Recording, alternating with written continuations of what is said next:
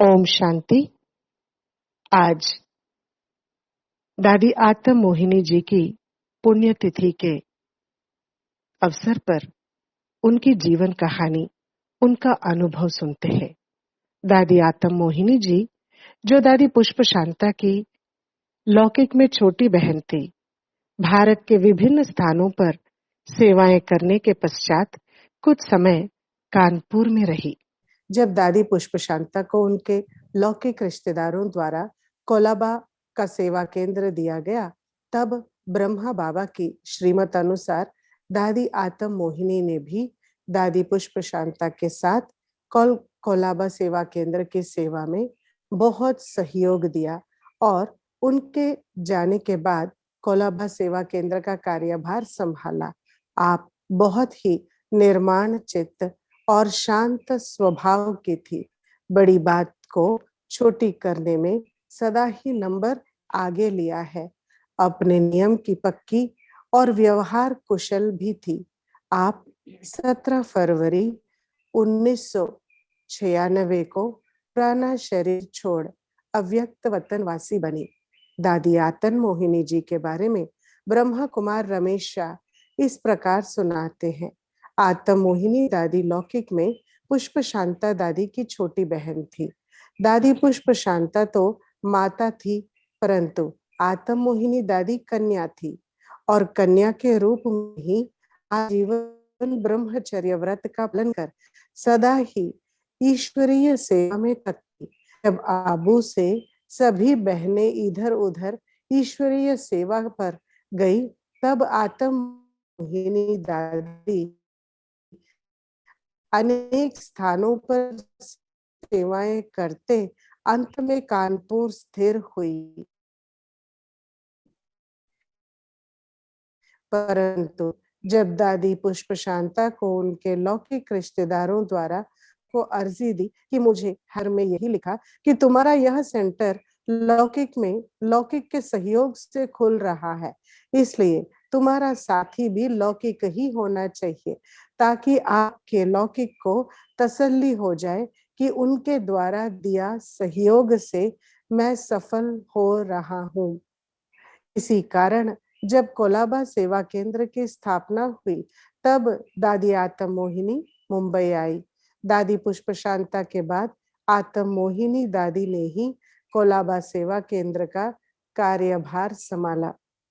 ये बहुत गहरी समझ की बात है। जब कोई अपने विशेष सहयोग से सेवा केंद्र का निर्माण करते हैं, तो सेवाओं के लिए भी अगर उनकी ही तरफ से हर प्रकार के आर्थिक सेवा या स्थूल सेवा उनके प्रकार से अगर हो सके, तो उनको अंदर से यह फील होगा, महसूस होगा कि हाँ, हम भगवान के कार्य में मददगार है करके। बाबा की ये सूक्ष्म मतलब ये जो श्रीमत है, ये हर एक के लिए वैसे तो अलग अलग होता है पाठ अनुसार। जिनका भाग्य बनना रहता है वो लौकिक सेवा में अपना सब कुछ सफल करेंगे।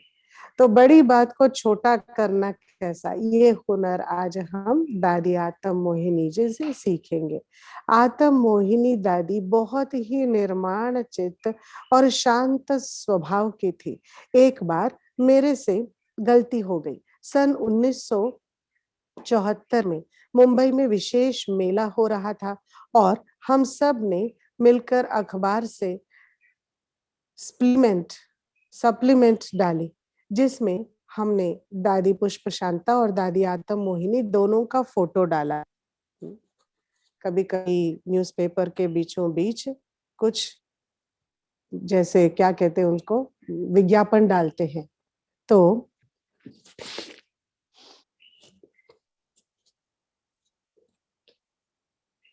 उस तरीके से भाई लोगों ने अखबार के बीच में दादी आत्म मोहिनी के फोटो के नीचे दादी आत्म इंदिरा अर्थात गंगे दादी का नाम लिख दिया।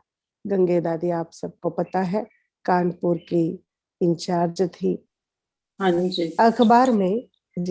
अखबार में दादी का नाम गलत छप गया। सबने मुझे कहा कि आपके ऊपर आत्म मोहिनी दादी नाराज हो जाएंगी। कोलाबा सेवा केंद्र पर जाकर मैंने आत्म मोहिनी दादी से गलती के लिए माफी मांगा। दादी ने कहा कि कोई हर्जा नहीं है, आत्म शब्द तो है ही, सिर्फ मोही की बजाय इंद्रा शब्द लिख दिया है। आप फिक्र मत करो, मुझे कोई दुख या अफसोस नहीं है। तब मैंने दादी आत्म मोहिनी को बहुत बहुत दिल से शुक्रिया माना और तय किया कि आगे से ऐसी छोटी भूल भी मैं नहीं करूंगा। मुझे सदा ही दादी जानकी का एक क्लास याद रहता है कि हमारे हाथों में से छोटी बात को बड़ा करना या बड़ी बात को छोटी करना, छोटी बात को बड़ी करने में तो सब एक्सपर्ट है, छोटी बात को बड़ी करने में सब एक्सपर्ट है। हाँ, तो एक बात छोटा बोला तो उसके जवाब में इतना बड़ा लंबा चिट्ठा लिखते हैं और बोलते भी है। तो भाई कहते हैं कि परीक्षा होती है ये बड़ी को छोटी करने में, और उसमें विरले ही सफल होते हैं। इस प्रकार दादी आत्म मोहिनी जी ने सदा ही बड़ी बात को छोटी करने में नंबर आगे ले लिया। ये भी एक बहुत सुंदर टॉपिक है, बड़ी बात को छोटा करना। दादी आत्म मोहिनी ने मुझे हमेशा ही ईश्वरीय सेवाओं में हर तरह से सहयोग दिया। दादी पुष्प शांता ने यह नियम बनाया था कि मैं हर रविवार कोलाबा सेवा केंद्र पर क्लास कराऊं। दादी पुष्प शांता के शरीर छोड़ने के बाद दादी आत्म मोहिनी ने इस नियम को अंत तक निभाया। रविवार आने के एक दो दिन पहले वे मुझे फोन करके याद दिलाती और कोलाबा सेवा केंद्र आने का निमंत्रण देती। इस प्रकार आत्म मोहिनी दादी न केवल नियम की पक्की थी बल्कि व्यावहारिक कुशलता भी थी। देखिए, रेगुलर प्रोग्राम है, सबको पता है, फिर भी निमंत्रण देती थी। ये कितनी रेस्पेक्ट की बात है। कभी कभार मिस हो गया, परंतु ये नियम बहुत ही ब्राह्मण दिनचर्या की रेस्पेक्ट एक दूसरे को देने की। कोलाबा सेवा केंद्र की गायत्री बहन, जिन्होंने दादी जी के साथ 8 वर्ष, तथा मोहिनी बहन, जिन्होंने दादी जी के साथ 15 वर्ष बिताए, अपना अनुभव इस प्रकार सुनाते हैं।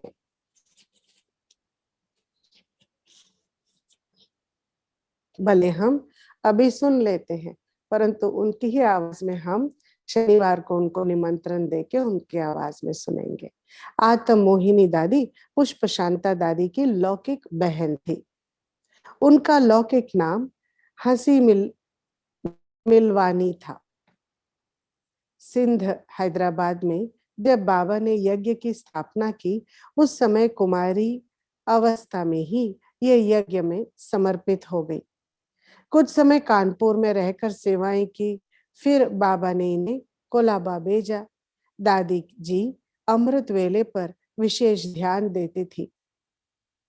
अनुशासन में रहना, चारों विषयों में बैलेंस रखना, एक्यूरेसी, ये सब हमने दादी जी से सीखा। कन्याएं जब सेंटर पर आती तो अपने लौकिक का पढ़ाई का देह अभिमान होता, दादी बड़ी युक्ति से उसे खत्म कर देती। दादी जी चाहती थी कि मेरे पास रहने वाली हर कुमारी भाषण में भी होशियार हो, तो किचन का काम करने में भी एक्यूरेट हो, ऑलराउंडर हो। इसलिए दादी कुमारियों को इसी तरह की ट्रेनिंग देती थी। दादी जी को सुस्ती, बहानेबाजी बिल्कुल नहीं लगती थी। लौकिक परिवार के साथ कितनी संबंध रखना है, उनकी सेवा कैसे करनी है, यह सब हमें दादी जी ने ही सिखाया। रोजाना रात को कचहरी लगाती, फैमिली मीटिंग करती, एक दो से समाचारों की लेन देन करती, अगले दिन के कार्यक्रम को निर्धारित करती। दादी कुमारों को विशेष पालना देकर आगे बढ़ाती थी। उन्हें रहता था कि कुमार कुमार ही रहे, अभी ब्राह्मण जीवन से तंग होकर भटक न जाए। इसलिए दादी हर रविवार कुमारों की विशेष भोजन कराती थी। उस दिन का भोजन कुमार ही बनाते थे। इससे कुमार भोजन बनाना भी सीख जाते थे और उनकी भी हो जाती थी। कुमारों की योग्यता अनुसार उनकी पालना ली। वे आज भी दृष्टि, वृत्ति, नियम, धारणाओं में बहुत पक्के हैं। दादी जी निर्भय थी। जो आत्मा अपने हाथों से भोजन बनाकर बाबा को भोग लगाते हैं, वो पक्के हो जाते हैं। दादी जी निर्भय भी थी। बड़ी बड़ी परीक्षाएं आई, पर हमने उन्हें कभी घबराते हुए नहीं देखा। दादी जी बहुत इकोनॉमी से चलती थी। दादी जी का सिद्धांत था, कम खर्च बाला नशी। हम जहाँ 1,000 खर्च करते हैं, वहां दादी इकोनॉमी से सिर्फ 200 रुपए ही खर्च करती थी। उसमें भी अपने लिए उन्होंने कभी खर्च नहीं किया। कहीं भी सेवार्थ जाना होता तो बस मैं या रिक्शा में जाती थी। मैं बस में या रिक्शा में जाती थी। अपने लिए कभी गाड़ी नहीं ली। अंतिम समय दादी 4 महीने बीमार रही। हार्ट की तकलीफ भी थी। मुझे उनकी नजदीक से सेवा करने का भाग्य मिला। उन दिनों दादी बहुत न्यारी, प्यारी, उपराम हो गई थी। उन्हें ल्यूकोमिया हो गया था। ल्यूकोमिया पता है आपको? नहीं। किसकी बीमारी है leukaemia? Blood cancer. Cancer. Blood it's a type of cancer. Yes जी। उन दिनों बाबा का संदेश आया कि दादी तो मेरी गोद में है, निमित्त मात्र हिसाब किताब चुप तो करने के लिए बेड पर है। हम जब उनसे मिलने जाते, हमें बहुत हल्की दिखाई देती, मानो हमें सकाश दे रही है। 17 फरवरी 1996 शिवरात्रि का दिन था। दादी के कहे अनुसार हमने प्यारे बाबा को भोग लगाया। दादी जी की इच्छा थी कि पुलिस कमिश्नर शिव ध्वज लहराए। सो पुलिस कमिश्नर आए और शिव ध्वज लहराए। इधर शिवरात्रि का कार्यक्रम पूरा हुआ और उधर दादी ने प्रातः 9 बजे के लगभग शरीर छोड़ा। उन दिनों मेरा नया नया कोर्स हुआ था।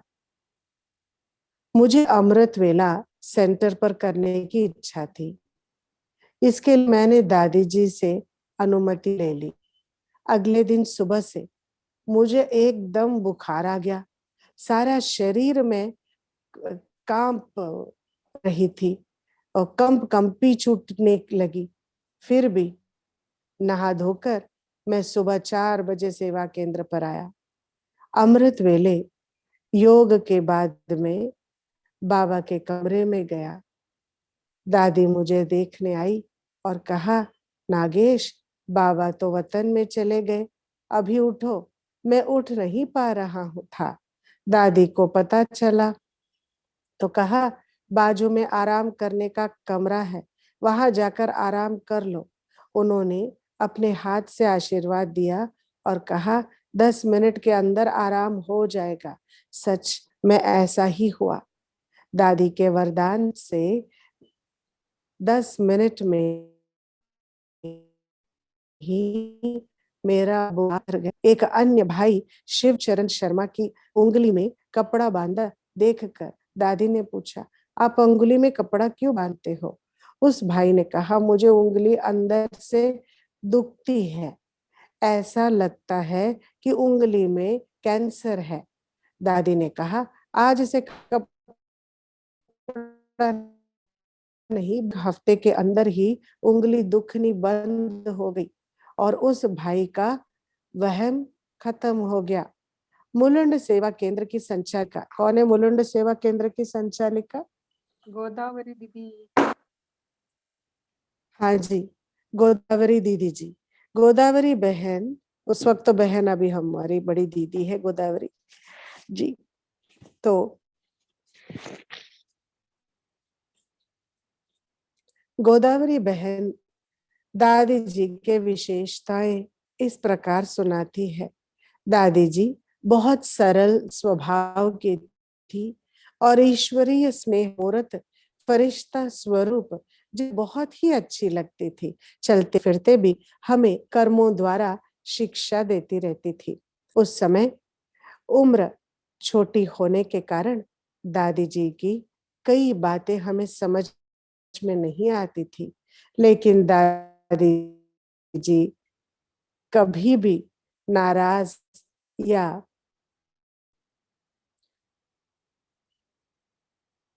हमेशा हर्षित मुक्ता से ज्ञान की मीठी मीठी शिक्षाएं देती रहती थी। उनका पवित्र प्रेम, रूहानी दृष्टि, आत्मीय योगदान और बाबा के प्रति लगन देखकर हमें भी उन समान बनने की प्रेरणा मिलती थी। अभी भी हमें याद आता है कि दादी जी के यज्ञ स्नेह, यज्ञ के प्रति बेहद की भावनाओं ने हमें भी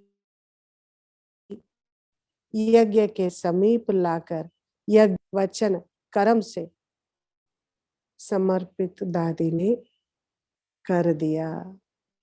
देखिए किस तरीके से अपना नम्र चित्त, स्वभाव, पवित्र प्रेम, रूहानी दृष्टि, आत्मीय योगदान, ये बाबा के प्रति हमारी जो लगन है, जब दूसरे देखते, हम धारण कर रहे हैं पर दूसरे जब देखते हैं तो पोतानो मन धन, जन संबंध, संपर्क और वचन से हर प्रकार से वो बाबा की सेवा में लग जाएंगे।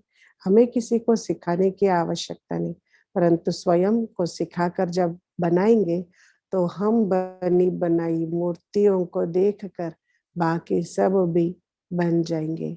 ये लर्निंग की सर्वोच्च सर्वोच्च तरीका है, खुद करते हुए दूसरों को कराना, खुद सीखते हुए दूसरों को सिखाना। ये ब्रह्मा बाप ने किया और हमारी सभी दादियों ने, आदि रत्नों ने, अष्ट दिग्गजों ने किया। अच्छा, ये थी हमारी दादी आत्म मोहिनी जी। अभी हम हेमलता बहन जो इस सभा में है उनको वेलकम करते हैं। हेमलता बहन बाबा की अनन्य बच्ची है और लौकिक में मीना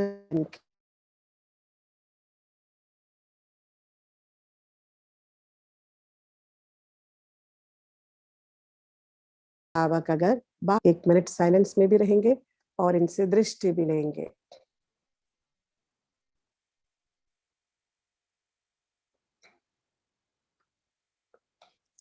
शायद कैमरा के सामने कुछ है, उसको निकाल सकते हैं हेमलता बहन।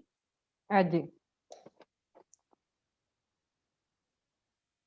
जी हाँ जी बिल्कुल। एक बुक रख के उस थोड़ा सा मोबाइल को ऊपर रखे ताकि हम आप नीचे नहीं देखना पड़े। ओके, तब तक हम बाबा को याद करेंगे जब तक इनका कैमरा सेट होता है। आत्म मोहिनी दादी के विषय में कौन सी बातें याद है? 1-2 बातें सभी रिवाइज करें। एक है कम खर्चा बाला नशीन, छोटी बात दूसरा को बड़ी बात को छोटी बात छोटा कर। को बड़ी, हाँ, बड़ा नहीं करना, छोटी बात को बड़ा नहीं करना और बड़ी बात को छोटे करने की हुनर उनमें थी। और कौन सी बात? माफ करना। हाँ, किसी को माफ करना। और दूसरा इकोनॉमी, इकोनॉमी। जी, जहाँ 1000 रुपए जरूरी है वहां 200 रुपए खर्च करना, और वो भी खुद के लिए नहीं। तो ये स्वयं में धारण कर सकते हैं। लोग कहते हैं समय बदल गया, उस समय की बातें और है, उस दौर की व्यवहार अलग है, अभी समय अलग है। समय कुछ भी हो जाए, परंतु अगर ये जो लॉ ऑफ द नेचर है, ये जो लॉ ऑफ द टाइम है, कम खर्चा बाला नशीन, बड़ी बातों को छोटी कर देना, ये समय की गिफ्ट होती है। अगर समय पर कोई व्यक्ति इन चीजों की धारणा करता है, समय उनको नतमस्तक होकर रिटर्न जरूर करेंगे। जो कम खर्च करने वाले हैं वो कभी असंतुष्ट नहीं रह सकते हैं। जो दिल से ये समझ कर ये लॉ को धारण करते हैं कम खर्च करने का, इकोनॉमी का, वो कभी किसी को दोषी नहीं ठहरा सकते हैं और वो कभी असंतृप्त नहीं होंगे, या फिर कोई अप्राप्ति से वो ना डरेंगे ना ही अप्राप्ति के वश होंगे, हमारे पास ये नहीं है वो नहीं है, कंप्लेंट ही नहीं करेंगे। तो इत्यादि समय की ये जो लॉस है ये कौन समझा सकता है? बड़ों से सुना है, परंतु धारण किए हुए व्यक्तियों को देखकर हम बनेंगे। अच्छा, दूसरी कोई बात है? दूसरों को सिखाने की कला, power to learn, art of learning कैसी होती है? वो स्वयं में धारण करते हुए दूसरों को कराना, रूहानी दृष्टि और क्या, बाबा के प्रति लगन, आत्मीयता, ये सभी चीजों से दूसरों को भी आकर्षण कर देना कि तन मन धन से स्वाहा हो जाए, यज्ञ की सेवा में लग जाए। और ये मुख्य 3 बात तो है। और कोई शिक्षा आपको मिली? चलिए बाबा को याद करते हैं।